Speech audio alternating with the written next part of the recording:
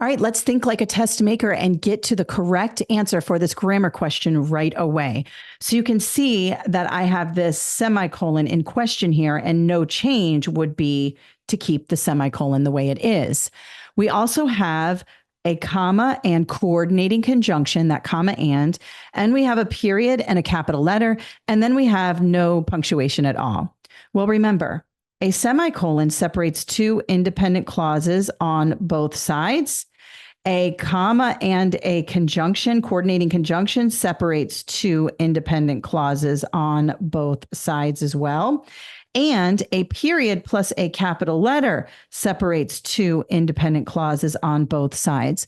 And because I can only have one correct answer, I can eliminate A, B, and C right away and grab D as the correct answer, because A, B, and C all do the same thing. And if I'm thinking like a test maker, I cannot have three of the same answer. You will see this pattern on a lot of grammar exams. They will throw you a semicolon and throw you three of the same types of ways to solve this problem. Now, beyond that, the semicolon is not correct, and the comma conjunction is not correct, and the period and capital letter is not correct, because via a cellular chemical reaction is not an independent clause. It cannot stand on its own. It does not complete a thought. If I just walked up to you and said, via a cellular chemical reaction, you would be waiting for me to explain what I'm talking about, because it's not a complete thought.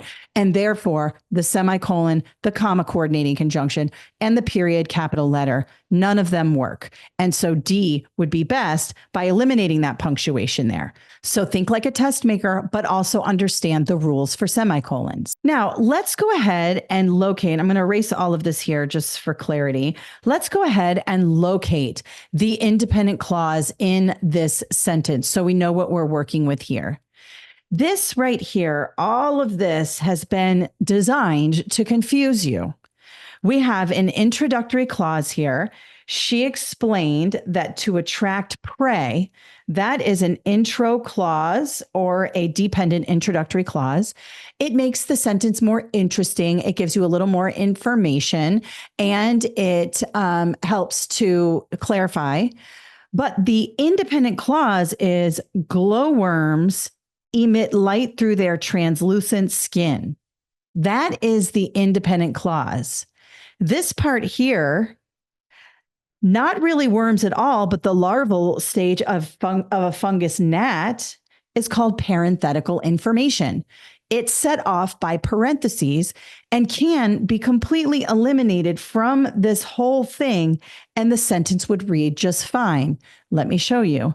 Glowworms emit light through their translucent skin. Notice that I don't need that parenthetical information. On the exam, it's put there to confuse you.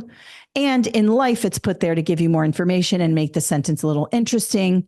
This is obviously a science passage. It's going to be a little wordy, a little heavy on the jargon, like larval stage of a fungus gnat. So that is here to confuse you. We can pull it out. And if we removed this semicolon like we're supposed to, it would read, glowworms emit light through their translucent skin via a cellular chemical reaction.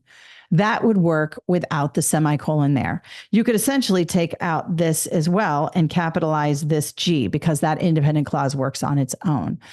That's how you would break up this sentence. And the best revision is to eliminate this semicolon here and just go without the punctuation and keep it succinct.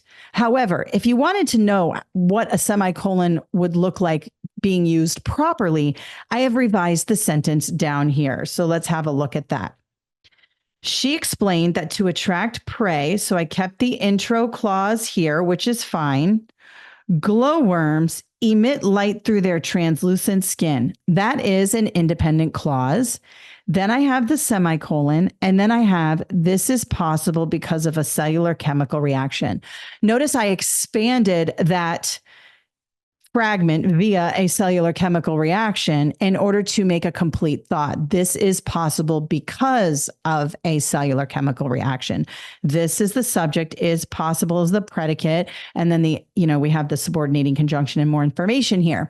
So that's how you could expand the sentence and use that semicolon. However, remember, brevity is our friend in grammar. And if we can correct the sentence with the fewest words possible, that's typically the correct answer. And so this is actually a better revision by just eliminating the semicolon and keeping that fragment there at the end in order to, make it proper, make it grammatically correct.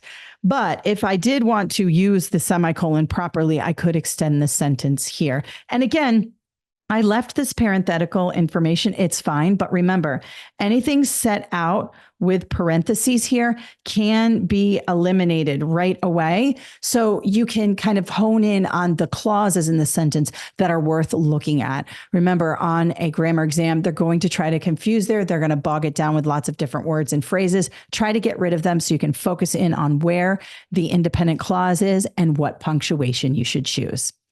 That's it for today. Good luck on your exam.